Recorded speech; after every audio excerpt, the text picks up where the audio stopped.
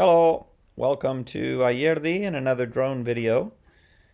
I'm using some new software and still learning on it, but anyway, show you what all is going on here at the landslide area. As you can see, it's pretty much holding its own. We had the driest February of the last 50 years, according to the news. Of course, it's not over yet, but so far anyway, that's what it's been. You can see our fencing that we did. Steve helped me out a bunch with that. And we got the posts in well, some good tension on the barbed wire. This is to keep the horses either in or out. In this case, now out. And because of what we've done in the landslide area. So as I fly over it, you'll see some, now and then you'll see some green blotches, green spots like that one. And there are basically two different things that we're looking at. One is this green one here is a spot where I planted a seed. They are American oak seeds that were given to us by a neighbor. And I planted, man, I'm not exactly sure if it was between 30 and 40 of them. I planted them all over the landslide. And hopefully they will grow, the roots will dig down in there and solidify some of that ground. There's also some of the green blotches, about 20 of them actually identify little elm trees about a foot high that we bought. They were only like 85 cents each. And let me see, that one isn't. That one's an acorn, I guess, but I think I move up to the right and you'll see a little twig coming out of the ground, and it's a little elm tree that's alive and doesn't have any leaves on it, but it has sprouts already. Yeah, that one right there. And so we're hoping, these are hardwood trees. They gave us some tips on how to even help them grow faster, and hopefully they'll dig down into that ground and help us from having further movement of that whole hill. Okay, so now I'm gonna go around over this little fruit pasture thing and show you a gate that Steve and I made the other day. He likes working with farm equipment, fencing, and he's had some experience on it. You can tell because he did some pretty good work, and I just held the wires or the posts and basically stayed out of his way. He did a good job. That doesn't look like much, but that's a pretty solid little gateway, and the horses will not be able to get in there or out of there depending on the case.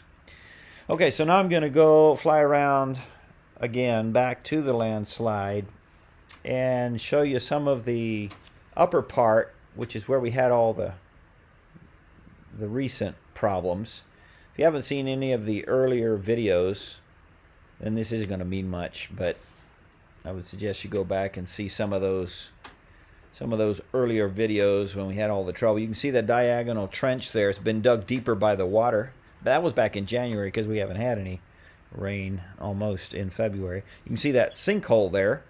We're keeping an eye on. Not much we can do about it, but obviously there's water underneath. There's some more of those yellow marks.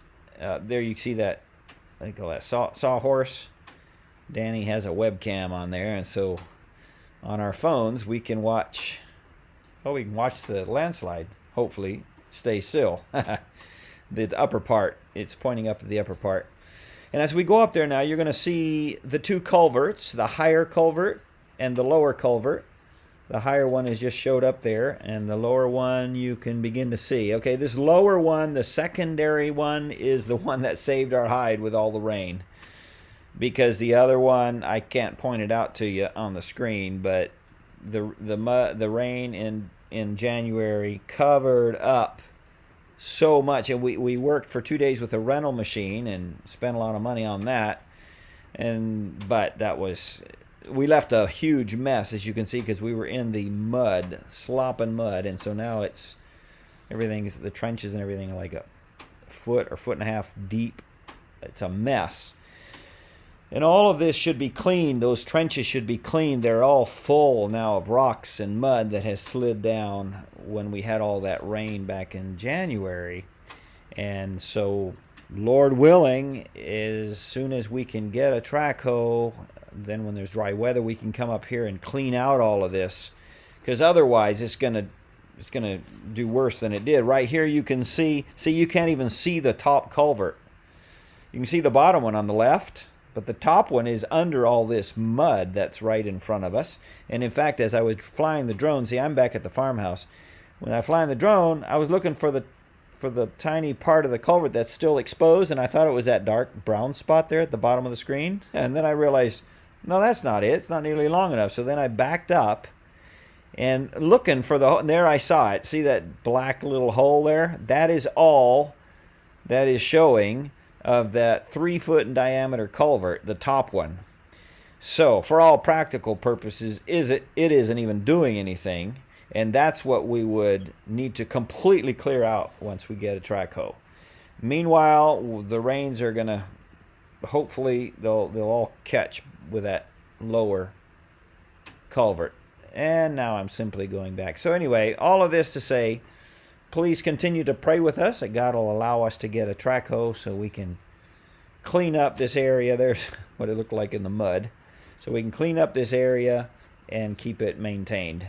Thank you very much. If you have any questions, you can go to the website or text us or write an email. The website is countingthestars.org, and there are links to the page for the track hoe project. Thank you very much. God bless you.